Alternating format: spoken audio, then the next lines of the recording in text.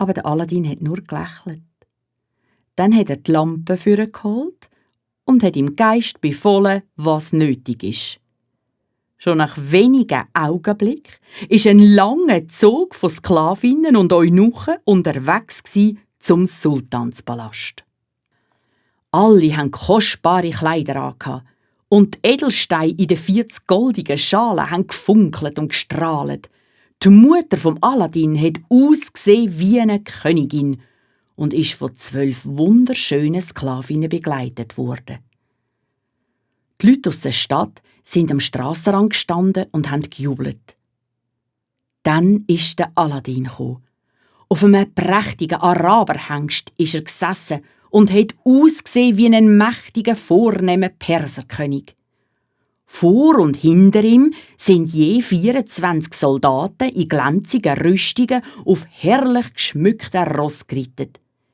Jeder von ihnen hat 1000 Goldstückli dabei gehabt. 48.000 Goldstückli hat der Aladin von ihnen ins Volk rausrühren lassen. Alle Leute haben gewusst, dass er eigentlich nur der Sohn von einem armen Schneider ist. Aber niemand war ihm neidig. Alle haben ihm zugejubelt und Allahs Segen auf ihn abgewünscht. Der Sultan war überwältigt und hat noch am gleichen Tag den Aladin mit seiner Tochter verheiraten. Aber der Aladin hat gesagt: «Ich plange zwar drauf, mit der schönen Badr el-Budur zusammen zu sein, aber zuerst will ich ein Schloss für sie bauen, wo ihr würdig ist.» Da hat der Sultan ihm einen Platz gerade neben seinem eigenen Schloss zugewiesen. In der Nacht aber hat der Aladin im Geist von der Lampe befohlen, einen Palast zu bauen, wie es auf der ganzen Welt keinen schöneren gäbe. Wo der Sultan am anderen Morgen zum Fenster ausgeschaut hat er seinen Augen nicht getraut. «Wie ist das nur möglich?» hat er gestaunet.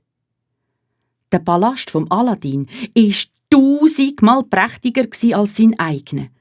Er war voller Diamanten und Edelsteine und die goldigen Kuppeln haben in der Morgensonne so glänzt, dass es den Sultan gerade blendet hat.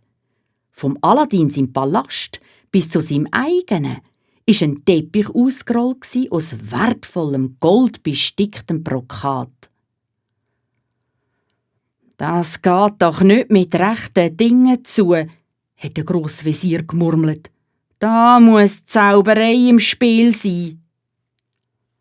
Aber der Sultan war sehr zufrieden.